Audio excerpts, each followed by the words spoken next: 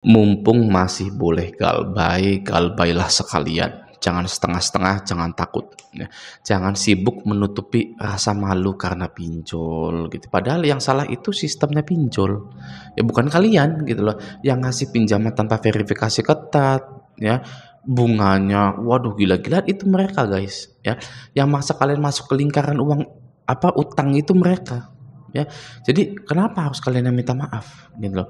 Gini ya, sekarang bukan waktunya jadi pecundang yang sembunyi di balik pintu saat DC lapangan datang. Ya, kalian harus tahu satu hal itu ya.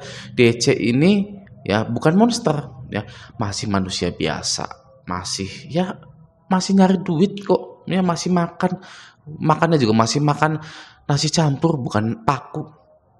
Ya kan? Jadi mulai dari sekarang mumpung masih boleh galbay silahkan galbay. Ya, Bang, emangnya beneran Bang masih boleh galbay? Loh, ya beneran dan ada di aturannya, tapi tidak secara gamblang ya, hanya tersirat saja gitu loh dari aturan OJK ya kan, nanti akan saya sebutkan dari aturan OJK ya, penagihannya itu begini begini begini. Itu sebenarnya Anda boleh galbay.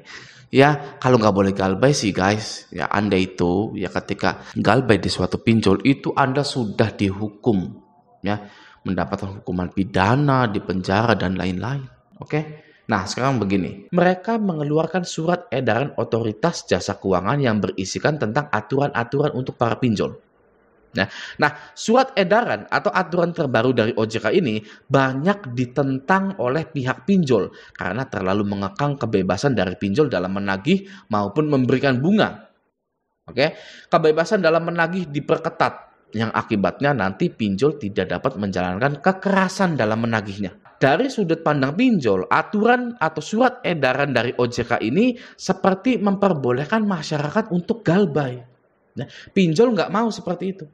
Oke, para pihak pinjol menuntut OJK merevisi surat edaran tersebut agar pinjol bisa bebas berbisnis di Indonesia tanpa perlu terkurung dengan aturan yang ketat dari OJK.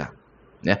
Nah, namun kabar baiknya OJK tidak merevisi aturan tersebut. OJK tetap mempertahankan aturan tersebut kekeh.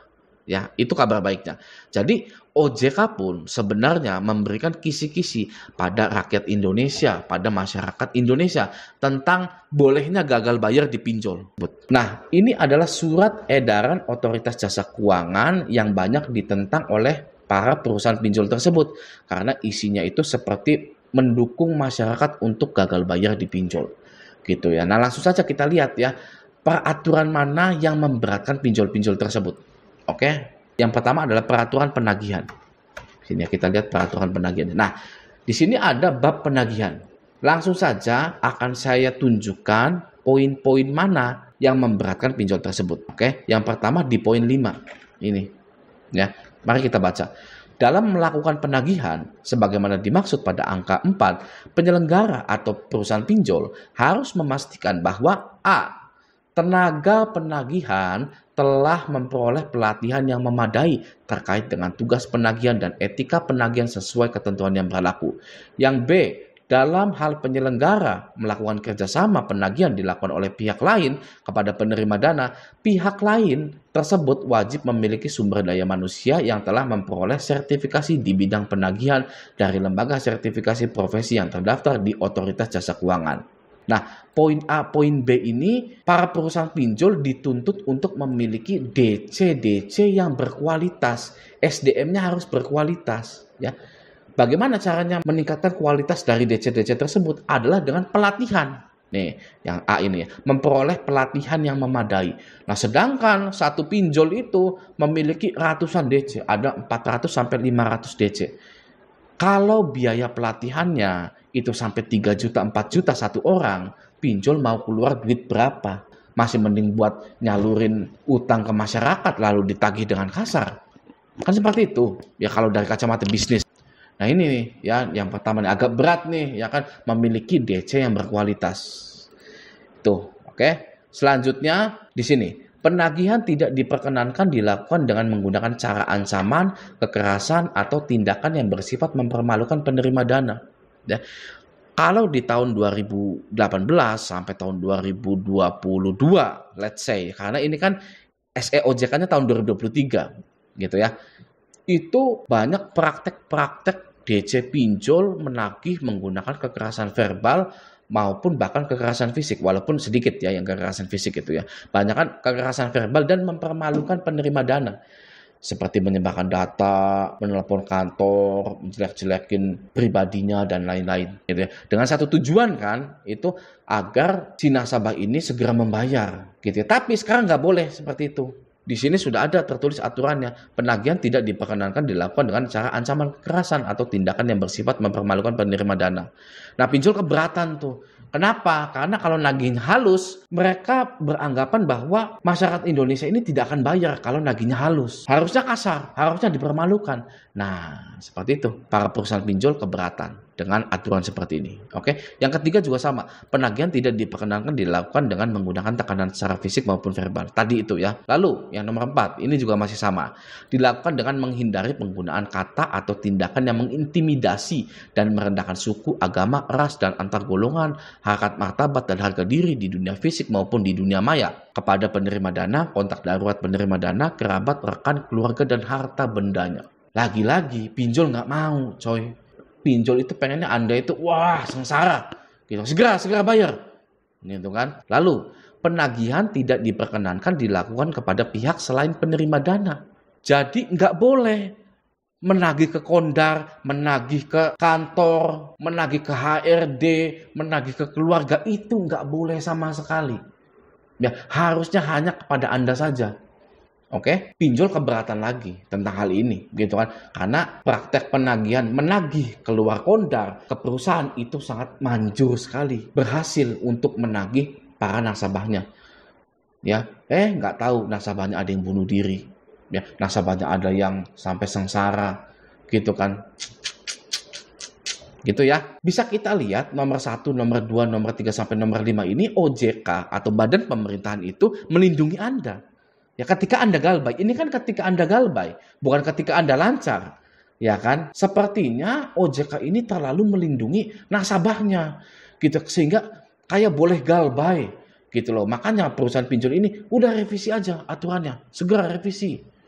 Gitu ya. Jadi ini itu termasuk kisi-kisi di mana pemerintah itu sebenarnya memberikan kisi-kisi kepada Anda bahwa Anda kalau nggak punya uang ya sudah galbay saja. Toh saya sudah merancang peraturannya. Tidak boleh memalukan Anda, tidak boleh mengintimidasi Anda, nih ya, mengintimidasi, tidak boleh menggunakan kata yang kasar dan lain-lain. Bahkan tidak boleh menagih kepada pihak selain Anda. Oke, selanjutnya ada lagi.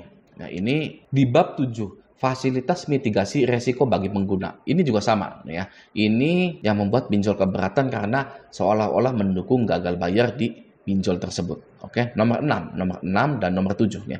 Pengalihan resiko pendanaan sebagaimana dimaksud pada angka 1 huruf D dapat dilakukan melalui mekanisme asuransi atau penjaminan. Ya.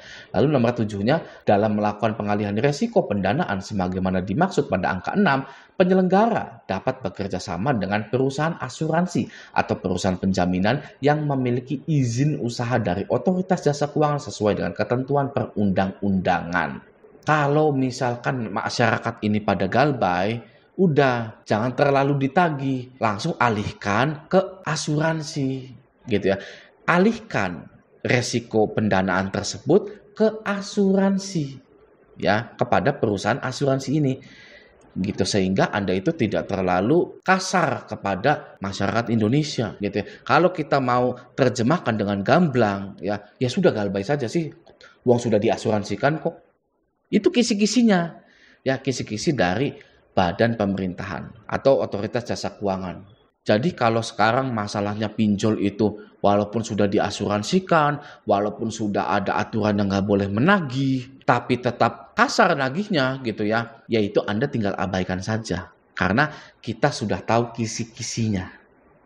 Ya, maka dari itu orang yang galbay atau bergabung dengan channel Raja Galbay, saya agak pede sedikit nggak apa-apa ya, itu beruntung karena kita tahu, karena saya bahas seperti ini, pengalihan resiko galbay itu ya melalui mekanisme asuransi gitu kan, lalu nggak boleh kasar dalam menagih.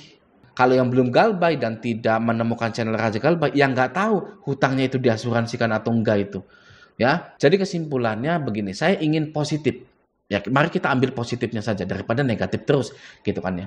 Pemerintah itu sayang kepada orang-orang yang galbay, ya.